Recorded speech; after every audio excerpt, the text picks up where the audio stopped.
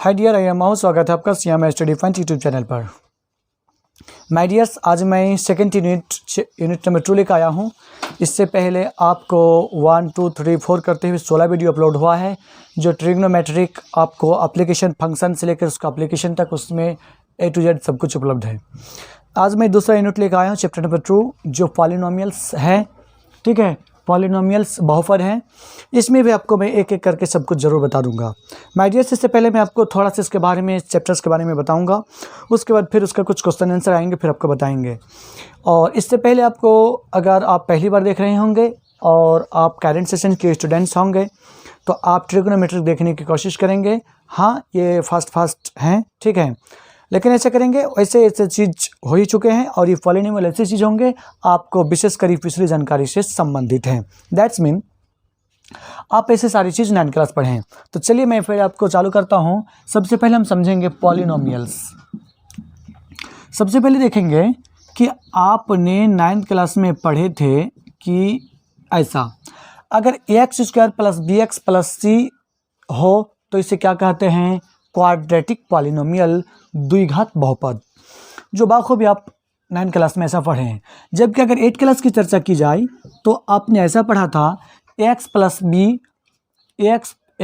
b, जो ये linear polynomial कहलाता है। लेकिन जब इसमें हम शून्य लगा देते हैं तो फिर क्या हो जाता है? आपने जो 8th क्लास में पढ़ा था linear equation in one variable, ये हो जाता है। इसी प्रकार जब यहाँ पर ax² + bx + c दे दूँ तो ये क्वाड्रेटिक पॉलिनोमियल कहलाता है। लेकिन जब इसमें हम शून्य लगा दे तो क्वाड्रेटिक इक्वेशन कहलाता है ना। जब इसमें बराबर इक्वेशन बना दे तो ये क्वाड्रेटिक इक्वेशन कहलाता है। और जब विदाउट जीरो का रख दे तो ये पॉलिनोमियल कहलाता है, बहुपद कहलाता है। अब हम इसमें क्या देखेंगे कि अब 9th क्लास में आपने क्या पढ़ा था? पॉलिनोमियल्स, एक पद को एक पदी, दो पद को द्विपदी, त्रिपद को त्रिपदी, चतुर्पद को चतुर्पदी। उसी प्रकार पावर था। आपने क्या पढ़ा था? डिग्री पढ़ा था। डिग्री ऑफ पॉलिनोमियल, बहुपद की घात। बहुपद की घात के बारे में आपने क्या पढ़ा था कि किसी बहुपद में सबसे बड़ी पावर को क्या बोलते हैं? बहुपद की घात कहते हैं। इसमें अगर देखेंगे तो इसमें क्या है? 2 सबसे बड़ी डिग्री है, तो 2 को क्या कह देंगे? इसमें बहुपद की घात कहेंगे। इसी प्रकार क्या कहेंगे हम कि जब इसमें बहुपद की घात 2 है तो जब 3 लगा देंगे तो 3 हो जाएगा, 4 लगा देंगे तो 4 हो जाएगा। तो सबसे पहले मैं सीरियल वाइज इसको देखता हूँ। तो जैसे देखेंगे कि आपको ax + b लगा दें तो ये क्या कहलाएगा? और ax³ + bx + cxd लगा दे तो ये क्या कहलाएगा? ये त्रिघाती कहलाएगा। ये त्रिघाती कहलाएगा। देखिए, इसमें पावर 1 है, पावर 2 है, पावर 3 है। इस प्रकार पोली लगा लेंगे, लगा दें तो n घात वाली हो जाएंगे। अब इसमें टर्म्स के आधार पर देखिए कि इसमें 1 and 2 तो द्विपदी कहलाएगा। इसमें 1, 2, 3 त्रिपदी कहलाएगा। इसमें 1, 2, 3, 4 चतुर्पदी कहलाएगा। लेकिन इसमें तो बात फर्क है क्या, कि जब ये त्रिघाती है तो क्या हमेशा 4 पद होने ज़रूरत है? बिल्कुल ऐसा नहीं। ये भी आपने 9th क्लास में पढ़ा होगा, बिल्कुल कंफर्म आपको याद है क्या, कि इसमें जो मेरी मैक्सिमम पावर होंगी उसके कोएफिशिएंट तो शून्य नहीं होना चाहिए। बाकी b भी 0 चल जाएगा, c भी 0 हो जाएगा। अर्थात ये समझ लीजिए कि x⁴ बराबर 7 लिख दें कि आपको चतुर्घाती बहुपद कहलाएगा, जिसमें द्विपदी कहलाएंगे, जिसमें 2 टर्म्स हैं, इसी प्रकार 3x⁴ + 7x + 5 लिख दें तो ये त्रिघाती बहुपद है। इसमें कोई हेजिटेट नहीं। लेकिन आप कहेंगे इसमें 2 कहाँ गया? 2 से कोई मतलब नहीं, ठीक है, क्योंकि मेरा जो सीनियर वैल्यू होना चाहिए डिग्री का वो होगा उसके बाद अदर्स जो भी हो जाए, ठीक है। तो ये सारी आपको 9th क्लास की जानकारी है। तो आज हम 10th क्लास में क्या पढ़ने आए आपके सामने? तो आज हम 10th क्लास में ही पढ़ने के लिए आए हैं कि इसमें है बहुपद, बहुपद के घात और उसकी शून्यांक, ठीक है। जीरो ऑफ पॉलिनोमियल्स क्या पढ़ेंगे? Zero of polynomials. तो जीरो ऑफ पॉलिनोमियल्स के बारे में हम ये जानेंगे कि इसमें क्या उपलब्ध है। तो इसमें यही होगा कि जैसे आपको शुरुआत में बोल दीजिए इसी की तो शून्यांक है, लेकिन इसे जीरो ऑफ पॉलिनोमियल्स भी तो कहते हैं, इसको लीनियर इक्वेशन ट्रू वैल्यू। तो इक्वेशन से ही इसमें इतना फ़र्क है कि इसमें जीरो लगा दिए थे तो इक्वेशन कहलाया, और जिसमें इक्वेशन हो गया वही शून्यांक भी कहलाएंगे। तो अब हम पढ़ेंगे इसमें क्या, आप 10 क्लास में आए हैं, अब 10 क्लास की कुछ अपनी स्पेशल बातें होंगी, तो उसमें हम देख लेंगे कि बहुपद। अब क्या है बहुपद में, अब कच्चा, ठीक है, 1 2 3 घात तो हम पढ़ ही चुके हैं। अब इसमें देखेंगे पद के आधार पर, तो पद के आधार पर जिसमें जितना टर्म्स होंगे उतना पद कहलाते हैं, ये भी आपको बिल्कुल पुरानी जानकारी है। अब इसमें जो एक्सरसाइज 2.1 10 क्लास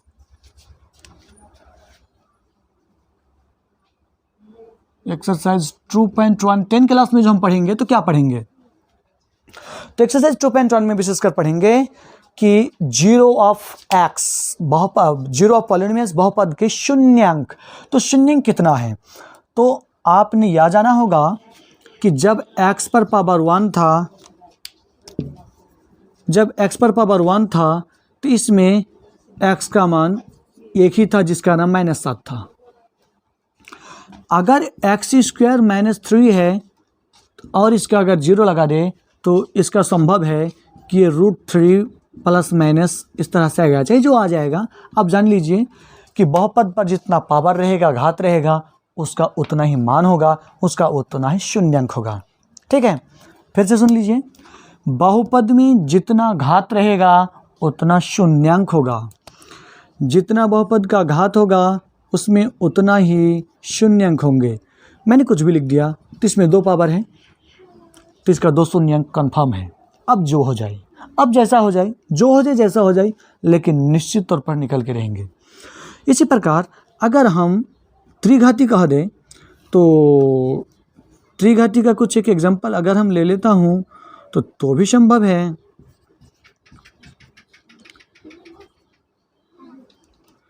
तो भी संभव है। अगर इसका करेंगे तो इसमें जब पावर 3 है तो इसमें कितना हो जाएगा, 3 शून्यांक हो जाएगा, है ना, 3 शून्यांक हो जाएगा। अब एक्सरसाइज 2.1 की अगर सोचेंगे तो यहाँ पर क्या मिलेगा, तो यहाँ पर यही मिलेगा कि इसमें शून्यांक पूछा है। आप इस तरह से वीडियो जरूर जब भी देखें तो आप अपनी किताब का उपयोग जरूर करें। ठीक है, तो अब आप निकालिए अपनी एनसीईआरटी बुक 10 क्लास 2.1। तो यहाँ पर क्या देखने आपको मिलेगा, मिलेगा कुछ ग्राफ दिया हुआ है। क्या दिया हुआ है, कुछ ग्राफ दिया हुआ है और बोलता है कि इसमें, इस ग्राफ में x का मान शून्यांकित कीजिए। तो ऐसी स्थिति में क्या करेंगे, तो देखिए जिस प्रकार आपको जितने पावर था उसका उतना शून्यांक था, उसी प्रकार इसमें x एक्सिस को जितने बार ग्राफ काटेंगे उसका उतना शून्यांक होगा। आप ये भी कह सकते हैं कि अगर मान लेता हूँ ये इस तरह से काट दिया, इसको इस तरह से काट दिया, तो हम क्या कहेंगे, इसमें एक ही बार काटा तो इसमें शून्यांक की संख्या कितना होगा, 1 होगा। लेकिन अगर ये ग्राफ है, इसको इस तरह से काट दें तो देखने मिलता है हमको यहाँ पर 1 बार काटा, यहाँ पर 1 बार काटा, यहाँ पर 2 बार काटा, 3 बार काटा, यानी ईटो पॉइंट, यानी एक्स एक्सिस को कितने बार काटता है, एक्स एक्सिस को जितनी बार काटता है उसका उतना शून्यांक कहलाता है। तो इसमें जब जितने बार एक्स को बिल्कुल आपकी ये बेसिक कंसेप्ट एंड नॉलेज है, विशेषकर आप इससे पहले पढ़े होंगे, ज़रूर पढ़े हैं। ठीक है, इधर वाला माइनस है, इधर वाला प्लस होता है। ठीक है, ये वाई एक्सिस है, ये नेगेटिव पॉजिटिव वाई एक्सिस है, तो ये तो एक्स एक्सिस कहलाता है ना। तो इस एक्स एक्सिस को जितने बार ग्राफ काटता है उसका मान कहलाता है। इस हिसाब से जो भी आप मान देखिएगा तो आपका कन्फर्म मान हो जाएगा। ठीक है, चलता हूँ अब कुछ अच्छा की ओर, कुछ मेन पावरफुल काम की ओर। ये तो साधारण बात थी जो मैंने आपको बोल दिए, समझा दिए। अब मैं चलता हूँ आपकी एनसीईआरटी बुक 2.2 के नाम से। तो 2.2 में जब एनसीईआरटी बुक खोलेंगे तो वहाँ पर आपको कुछ क्या आ जाएगा, बहुपद ज्ञात करने की बारी आ जाएगी। तो चलता हूँ उस बहुपद को ज्ञात करने के लिए। सबसे पहले तो क्या कहेंगे कि हमने बोला कि बहुपद की जितना पावर है उतना शून्यांक होगा। लीनियर को रैखिक बहुपद में 1 शून्यक होंगे, आपको क्वाड्रेटिक में द्विघाती में 2 होंगे, त्रिघाती में 3 होंगे। तो यहाँ पर द्विघात बहुपद का विशेषकर हम उपयोग करेंगे। वैसे त्रिघाती का भी आपको थ्योरी बता देंगे, बट प्रेजेंट टाइम के 10th क्लास एनसीईआरटी में ये आउट ऑफ सिलेबस है। लेकिन हाँ, एनसीईआरटी में भी दिया हुआ है, लेकिन उसको इंडिकेट किया भी हुआ है, आपके एग्जाम की दृष्टि से नहीं है। तो जब हम दो शून्यंक मान लेंगे तो मैं मानता हूँ दो शून्यंक अल्फा और बीटा है।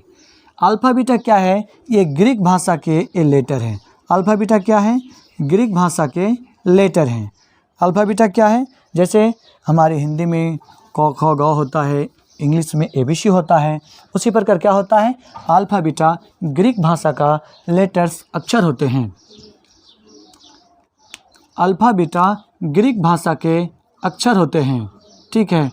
गामा आगे चलकर साई मिल जाएगा, आगे चलकर फाई मिल जाएगा, जैसे मैं थीटा भी पढ़ चुके हैं। ये सारी आपको विभिन्न विदेशी लैंग्वेज की आपको लैटिन ग्रीक भाषा के अक्षर से हैं, लेटर्स हैं।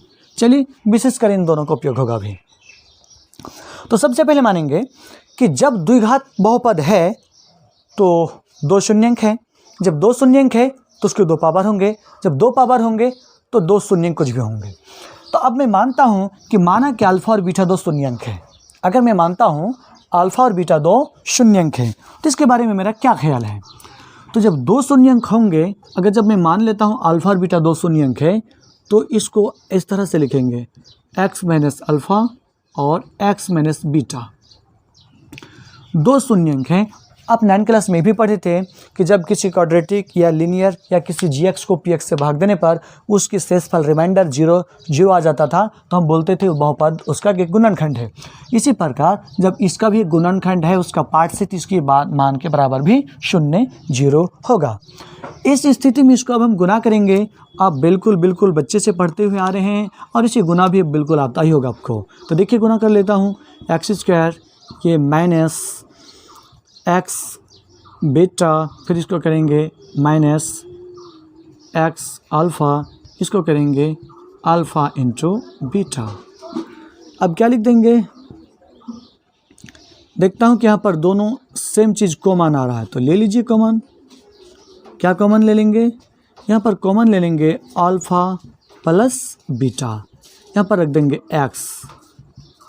हालांकि आज तक आपने कभी भी x कॉमन ठो बाहें लिया करते थे, लेकिन चलिए आज भी ले लूँ तो कोई हर्ज नहीं है। लेकिन हर चीज़ का एक ठो तरीका होता है, चर्चित यही है, तो चलिए मैं भी इसको लिख डालें। अब क्या हो गया कि आपको ये हो गया, अब इसके बराबर ये 0 है, तो यहाँ पर एक ठो लेकिन कोएफिशिएंट हुआ करेंगे। इस तरह से एक बार हम इसको लिख देंगे। ये सूत्र हो गया आपको alpha beta x alpha into beta, ये आपका हो गया। जहाँ पर k क्या है? k नियतांक है। जहाँ k क्या है? नियतांक, कोएफिशिएंट कहते हैं, यानी कि k का मान कुछ भी आएगा। k का मान कुछ भी आएगा, कभी प्लस आएगा, कभी माइनस आएगा, कभी रूट में आएगा, कभी बटे में आएगा, जो भी आ जाए कुछ आ जाएगा। जहाँ पर k लिखे ही नहीं है, जहाँ पर k नियतांक है उसका कोई न कांस्टेंट वैल्यू है, कोई मान आएगा। तो अब इसमें क्या हो गया कि ये आपको जब दो दिया अच्छा, इसका कब उपयोग करेंगे हम? इसको बहुपद ज्ञात करने के लिए करेंगे। कब? यदि हम x² plus bx plus c बराबर एक द्विघात बहुपद हो, x² plus bx plus c को अगर किसी बहुपद को मानते हैं और इसका दो शून्यंक एक अल्फ़ा और बीटा हो, तो और उसका अल्फ़ा और बीटा का योग अगर दिया हुआ रहे, अल्फ़ा इंटू बीटा का मान दिया हुआ रहे, तो इस सूत्र से हम द्विघात बहुपद प्राप्त कर सकते हैं। अब क्या करेंगे कि एक सूत्र हो गया। अब इसमें इसकी जांच के लिए भी एक ठो शर्त आ जाती है, एक और सूत्र हो जाता है, ठीक है। ये मेन फार्मूला है आपका, इसको आप देख लेंगे। उसके बाद दूसरा भी मैं लिख देता हूँ, यदि अल्फ़ा प्लस बीटा का मान क्या कहेंगे आपको, इसको याद, शून्यंकों का अगर योग, यदि अल्फ़ा और बीटा दो बीटा विभिन्न मान से है, उसका दो शून्यंक है, तो क्या हो जाएगा, उसका योग को ऐसा कहेंगे, और ऐसा जिसको अगर भाषा में लिखेंगे तो क्या हो जाएगा, शून्यंकों का योग यही, ठीक है। और इसी को क्या लिखेंगे, x एक्स का गुणांक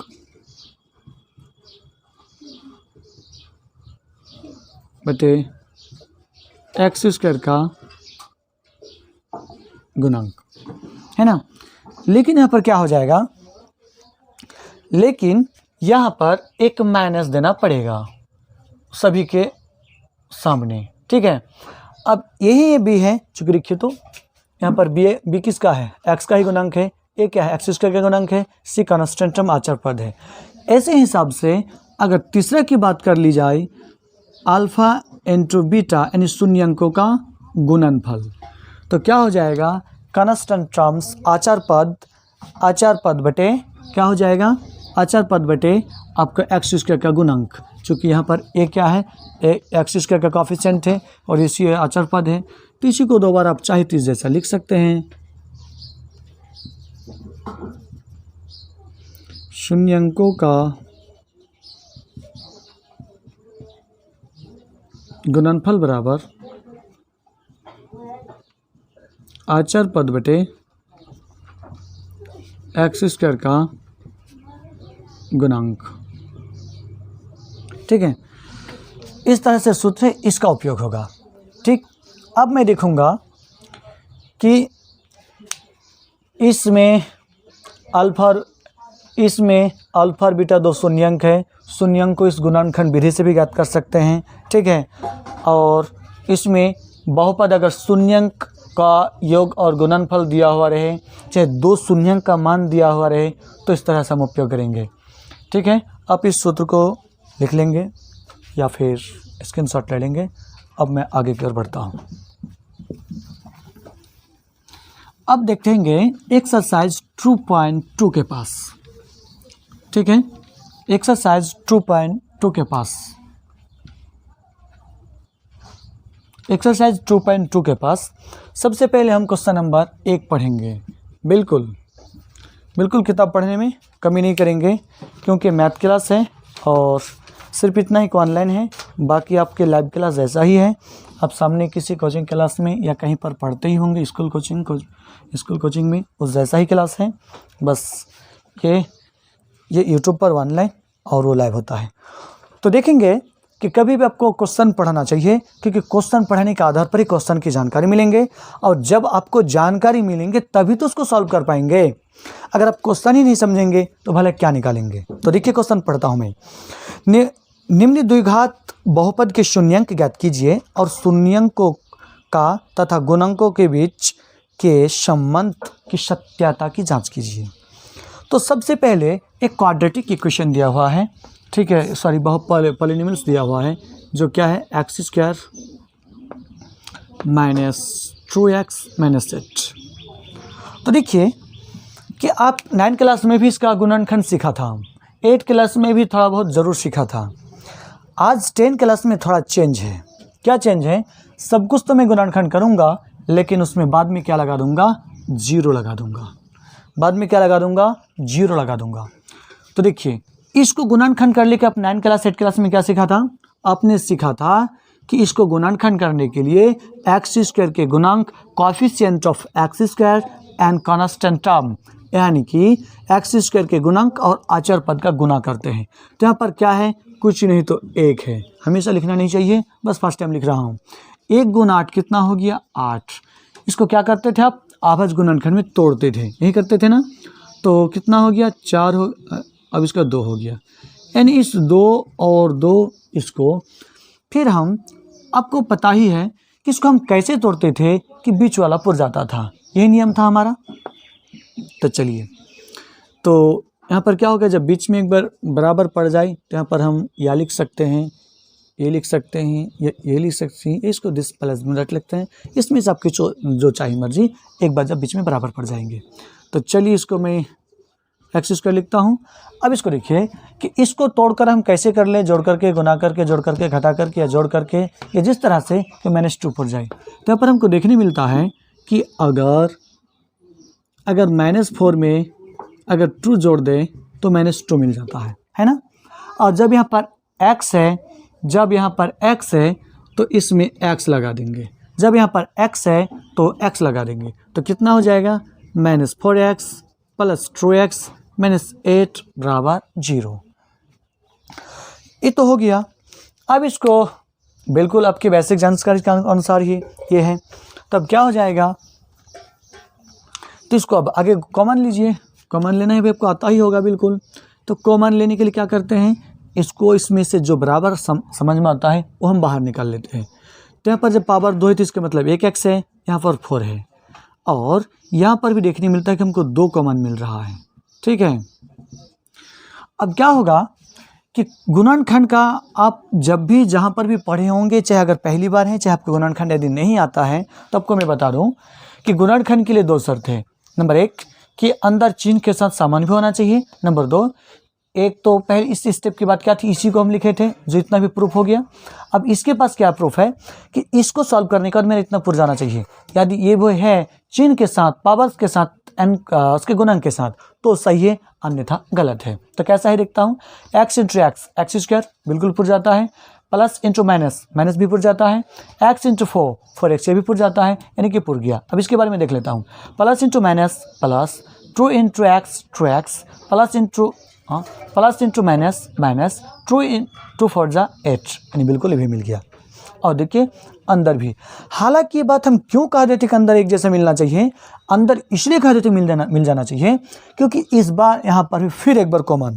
वैसे लोग ये भी कह देते हैं, चाहे मैं भी कह देता हूँ कि अंदर वाला ले लेंगे, अंदर वाला ले लेना उचित बात नहीं। उचित बात तो ये है कि एक बार फिर से यहाँ पर कॉमन ले लेंगे। जब फिर से यहाँ पर इसको ले लिए तो क्या बच गया, x तो लिख दिए, इसको जब निकाल लिए तो +2 बच गया, तो लिख दिए, ये हो गया। अब 9 क्लास की जानकारी के अनुसार आपको इतना आता ही था ना, आप इतना करते ही थे, आपको इतना आता ही था जो पहले भी आपको मैं चर्चा किए। लेकिन आज हमने क्या करने आया था, शून्यक निकालना था, तो हमने इसके बगल में क्या दे दिए, 0 दे दिए।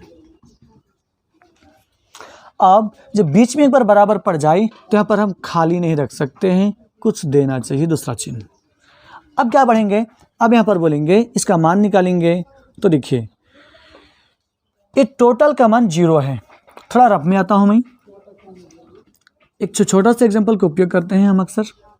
तो देखिए यहाँ पर कोई संख्या है, इसका बराबर 0 है, तो क्या हो सकता है, चाहे 2 ही संख्या बोल दीजिए और बराबर 0 है, तो क्या, या तो दोनों 0 हो सकता है, या तो इसमें से एक तो 0 हो सकता है क्योंकि गुणनफल 0 है, और या तो फिर कोई आगे पीछे हो सकता है।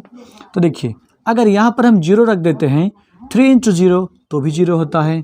और क्या, अगर हम यहाँ पर ही ब्लैंक दे देते हैं, यहाँ पर 4 दे देते हैं तो भी तो 0 हो जाता है, और 0 इंटू 0 दे देते तो भी 0 हो जाता है।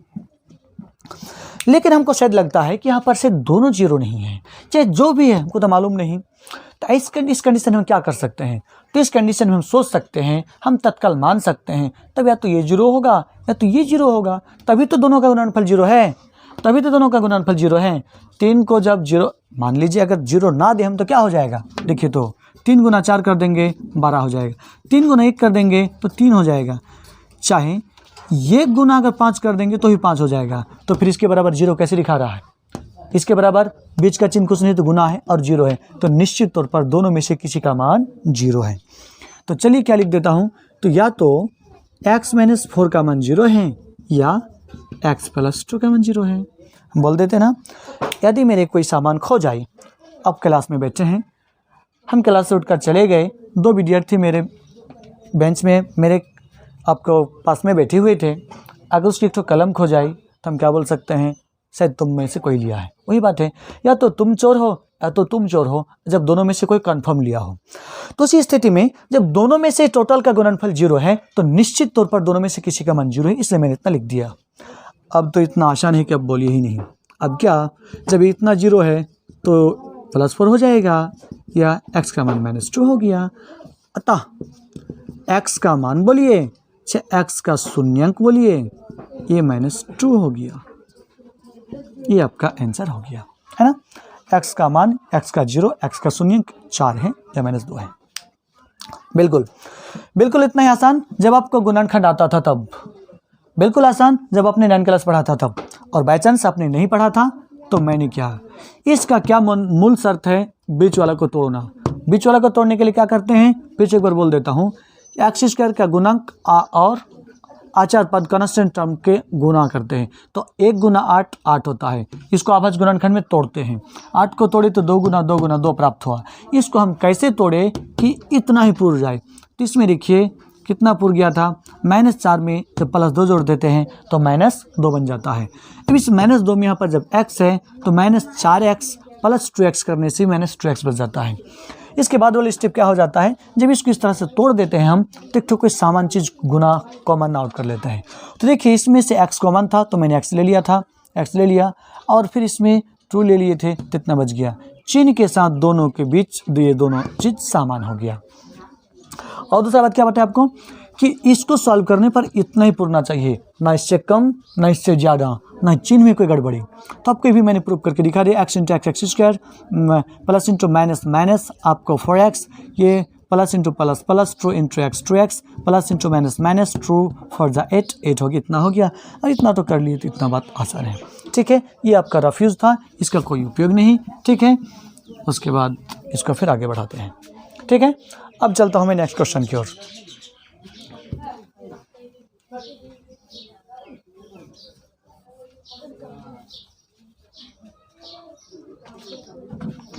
अब चलता हूँ क्वेश्चन नंबर 1 का हिस्से रेस्ट क्वेश्चन की ओर। तो रेस्ट क्वेश्चन में देखते हैं 2 नंबर में देखते हैं कि लिखा हुआ है 4s square minus 4s plus 1, है ना।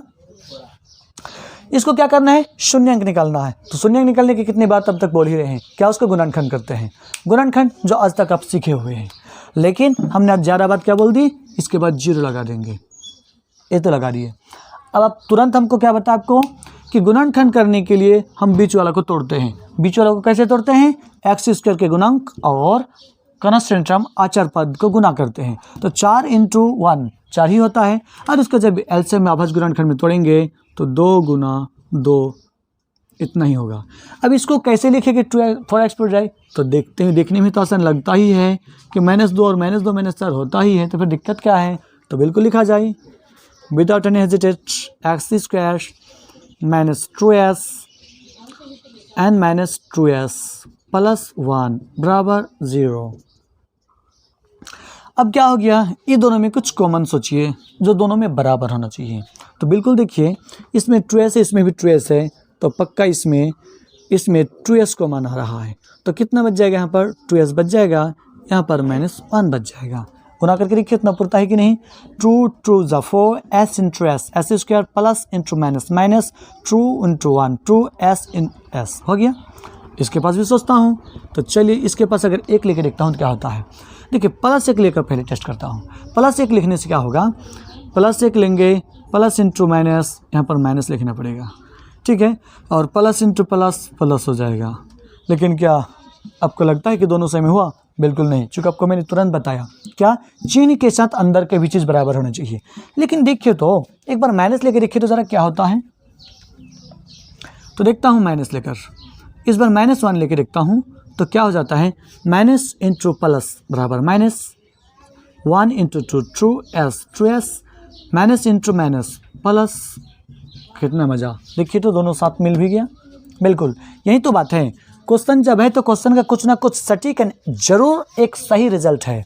भले वहाँ तक हमको पहुँचने में कभी टाइम लग जाता हो, चाहे कभी उलझने आ जाती हो, चाहे इधर उधर हो जाते होंगे, हमसे मिसअंडरस्टैंडिंग हो जाते होंगे, लेकिन उसका तो निश्चित उसका कंफर्म रिजल्ट होता ही है। तो चलिए जब क्या बोले, जब दोनों सामान रह जाएगा तो एक ठो आउट कर लेंगे। तो चलिए पहले ले लेंगे, तो मैंने ले लिया।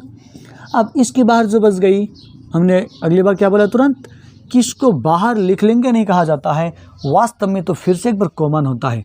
ये हो गया। अब क्या बोले थे, दोनों के गुणनफल 0 है, तब हम क्या बोलेंगे, या तो यानी इसका मान 0। फिर से एक बार लिख देता हूँ, देख लीजिए 5 गुना 4 बराबर 20 होता है, लेकिन 5 गुना 0 बराबर 0 होता है। लेकिन अब फिर से अगर 0 गुना 4 बोल दें तो भी 0 होता है। तो जब दोनों का बीच का चिन्ह गुणनफल है तो यहाँ पर दोनों में से कोई 0 जरूर होगा। इसलिए जब हमको नहीं मालूम तो मान लेता हूँ या तो 2s - 1 का मान 0 है या 2s - 1 का मान 0 है। जब इसका मान 0 हो गया था, जब हम मान चुके थे या तो ये 0 है या तो वो 0 है, तो ये 0 जब है तो लिखिए ट्रू एस बराबर -1 या ट्रू एस बराबर -1, माइनस उधर जाके प्लस, माइनस उधर प्लस, इसलिए एस का मान 1/ट्रू या एस का मान 1/ट्रू। अतः एस का मान क्या हो गया 1/ट्रू और ट्रू। ठीक है, ये दो ठो इसका मान हो गया। ये जो मेरा गुणनखंड है। चलता हूँ, अब मैं एक तो क्वेश्चन और नीचे से बता दूंगा जो यहाँ पर क्या है, आपको बहुपद ज्ञात करने से रिलेटेड है। अब मैं एक दूसरा भी क्वेश्चन बता देता हूँ। देखिए, आप आपकी एनसीईआरटी बुक इसको सारे क्वेश्चन बनाने की कोशिश करेंगे, फिर नेक्स्ट क्लास में मैं नेक्स्ट वीडियो में बता दूंगा। आप 2 नंबर पढ़िए, उसमें भी क्वेश्चन बता देता हूं, और फिर आगे आप सारे क्वेश्चंस को ट्राई करेंगे और फिर उसको हम आगे सॉल्व कर देंगे। फिर नेक्स्ट वीडियो में इसको देखेंगे। बाकी इसमें 3-4 क्वेश्चन आपका होमवर्क के लिए रहा है।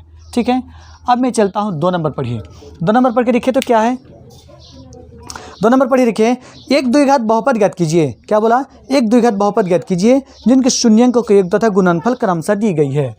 बोला गया कि शून्यंकों का योग और गुणनफल आप अपनी एनसीईआरटी बुक 2.2 का क्वेश्चन चैप्टर नंबर 2.2 का 2 पढ़ कर देखिए, तो इसमें लिखा हुआ है आपको 1 नंबर में ऐसा कुछ क्वेश्चन लिखा हुआ है।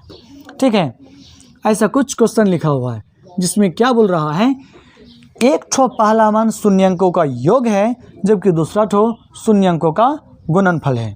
ठीक है, एक ठो मान शून्यंकों का योग है तो दूसरा ठो शून्यंकों का गुणनफल है। तो यहाँ पर क्या करेंगे, बस ये तो तत्काल में बस तुरंत इसे मिटा दूंगा। इसको यहाँ पर रखता हूँ, इसको रब समझ लेता हूँ, चीज़ को यहाँ पर रखिए। तो ये तो क्या है, ये जो ए है अल्फ़ा प्लस बीटा का मान कितना है 1/4। उसके बाद क्या है, अल्फ़ा इंटू बीटा का मान -1। अल्फ़ा इंटू बीटा का मान क्या है -1।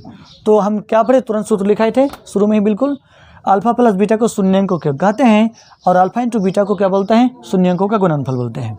अब हमको क्या पूछा, एक द्विघात बहुपद ज्ञात कीजिए यानी क्वाड्रेटिक पॉलिनोमियल। तो कीजिए ज्ञात, हमने ऐसा लिखा ही था। अगर मैं मान लेता हूँ कि वो बहुपद ऐसा है, तो इसके लिए हम क्या लिखे थे, हमने तुरंत सूत्र क्या लिखे थे, x² minus alpha plus beta x और अल्फ़ा इंटू बीटा, इतना ही लिखे थे। यहाँ पर क्या कर देंगे, हम तो मान लिखे ही हुए हैं, क्या, ये तो k रहेगा, ये x² है, अल्फ़ा प्लस बीटा का मान 1/4 है, बगल में x है तो x रख दीजिए, अल्फ़ा इंटू बीटा का मान -1 है। ठीक है, अब यहाँ पर k रहने देता हूँ, x², चाहे तो गुना भी यहाँ पर दे सकते थे, गुना के रूप में दे सकते थे, तब क्या हो गया 4/x, और यहाँ पर प्लस इंटू माइनस इतना। लेकिन हम क्या बोले, हम अपने ऑफलाइन क्लास में ज़रूर इस बात बोल देते हैं, ये कहे तो जब आपको क्वाड्रेटिक पॉलिनोमियल का जब बात कही जा रही थी तब बोला जा रहा था कि एक का मान 0 नहीं होना चाहिए, बाकी कुछ भी चलेगा। तो क्या अभी गलत हो गया, नहीं, ये गलत नहीं है, लेकिन कम से कम हमको बटे में थोड़ा देखने में अच्छा नहीं लगता है, चाहे इसको किसी कई बार कुछ बच्चों को समझने में परेशानी हो जा सकती है। इसलिए इस बटे को हम तोड़ सकते हैं और उसको कॉफिशिएंट के रूप में उसको हम बाहर ला लेंगे। तो क्या करेंगे, जो ख़त्म हो जाएगा, तो इसको हम यही कर सकते हैं कि यहाँ पर एक बार हम भिन्न का जोड़ घटा कुछ कर लेता हूँ। तो क्या हो जाएगा, यहाँ पर 4 एलसीएम हो जाएगा, तो 4x² हो जाएगा, ये x हो जाएगा, -4 हो जाएगा, 1/4 4 इंटू 1 4 हो गया, इसमें 4 से भाग दिए 1 हो गया, 1 गुना 1 1x हो गया, 1 से 4 भाग दिया 4 हो गया, 4 गुना 1 4 हो गया। अब इस चीज़ को हम बाहर नीचे से भी ला लेंगे बाहर, तो यहाँ पर हो जाएगा, ऐसा हो जाएगा ना, बिल्कुल ऐसा हो जाएगा। ठीक है, और यही तो सूत्र में लिखे थे ना कि बाहर कुछ रहेगा के का मान। यहाँ पर क्या हो गया, यहाँ के का मान कितना है 1/4, चूँकि यहाँ पर के था और के जगह पर 1/4 आ गया तो के का मान आ गया, इसलिए क्या हो गया, अतः जब के का मान हो गया तो फिर से लिख सकते हैं आप, ये अब अंदर वाला लिख लीजिए, ये हो गया। चाहे ये भी बोल देंगे भाषा में, जैसे बोला द्विघात बहुपद बराबर इतना हो गया, एक द्विघात बहुपद। माय डियर्स, इस तरह से आपको मैं क्वेश्चन नंबर इसमें 2 बता रही है। शायद वीडियो लॉन्ग हो गया ही होगा, ठीक है, लेकिन बस थोड़ा सा, वैसे क्लास में तो आप ज़रूर घंटे 2 घंटे के क्लास लिया करते होंगे ना। हाँ, तो क्लास में भी आप घंटे 2 घंटे की क्लास ज़रूर लेते हैं, तो यहाँ पर भी थोड़ा कुछ तो होगा ही। तो इसलिए एक बार फिर से बोल देता हूँ, इस क्वेश्चन में आपके एनसीईआरटी बुक में दिया हुआ है पहला मान शून्य अंकों का योग, दूसरा मान शून्य अंकों का गुणनफल। इसमें था शून्य अंकों का एक और गुणनफल दिया हुआ है, इससे हमको बहुपद ज्ञात करने के लिए कहा गया था। तो यहाँ पर अल्फा प्लस बीटा लिख दिया 1/4, इसमें अल्फा इंटू बीटा का मान लिख दिया -1, और यहाँ पर द्विघात बहुपद जो x² bx प्लस c जिसका जनरल रूट से जनरल फॉर्म से लिख दिया। इसका ये मेरा सूत्र है, ये बिल्कुल सूत्र है, ये कहीं नहीं, ये हम सूत्र बिल्कुल है जो आपको मैं तुरंत लिखाए भी, पहले इसकी चर्चा किए भी हम हैं। उसके बाद ये तो आपको किताब में दिया ही है, ये तो क्वेश्चन दिया ही है। हमने क्या किया है, हमने ईटो प्राप्त किया है, ये जो मेरा आंसर है ना, मैंने यही तो प्राप्त किया है। तो इसको कैसे प्राप्त किए, ये तो मैं वर्ड रूट लिख ही दूंगा, बिल्कुल लिख दिए, के तो के ही, एक्स तो है ही, यहाँ पर अल्फा प्लस बीटा का मान दिया है तो 1/4 लिख दिए, इंटू बाहर एक्स है तो एक्स लिख दिए, प्लस उतार दिए, अल्फा इंटू बीटा का -1 ही मैंने कर दिया। बिल्कुल एक लाइन आगे बढ़ना चाहता हूँ सिर्फ, तो यहाँ पर एक्स स्क्वायर रख दिए, 1/4 एक्स हो गया और प्लस इंटू माइनस हो गया। अब 1/4 का एलसीएम ले लिए, क्योंकि हम बोले थे यहाँ पर आंसर हो सकता है, आंसर है, लेकिन थोड़ा समझने में थोड़ा दिक्कत होती है, इसलिए क्या हो गया, इसके साथ कर दिए। अब इसको क्या कर दिए, कॉमन आउट कर दिए, भिन्न का जोड़ कर लिए, तो 4x² - x प्लस -4 हो गया। अब यहाँ पर क्या कर दिए, इसको बाहर कर दिए, यहाँ पर के का मान 1/4 मान लिए, अतः x² bx प्लस c का मान इतना है। चाहे तो द्विघात यहाँ पर भाषा में बोल सकते हैं, द्विघात बहुपद बराबर 4x², ऐसे बोल सकते हैं। द्विघात बहुपद अगर ये भी लिख दीजिएगा तो कोई हर्ज नहीं है, ठीक है, सीटो भी लिखिएगा तो भी कोई हर्ज नहीं। इस प्रकार आपको आंसर हो गया। माय डियर्स, बहुत धन्यवाद, आप इसको समझने की कोशिश करेंगे, और बाय चांस किसी को कोई बात अगर रह जाए तो इसको दोबारा देखने की भी कोशिश करेंगे और फिर इसको आगे बढ़ेंगे, ठीक है। इसका भी 3-4 क्वेश्चन बाकी रहा, अगले 1 नंबर में क्वेश्चन रहा, मैं अगली वीडियो में इसका सिर्फ इसको ही बताऊँगा, ठीक है। और इसको अब आगे सारे वीडियो में इसे फाइनल बनाने की कोशिश करेंगे, ठीक है। फिर मिलते हैं नेक्स्ट वीडियो में। थैंक यू, जय हिंद।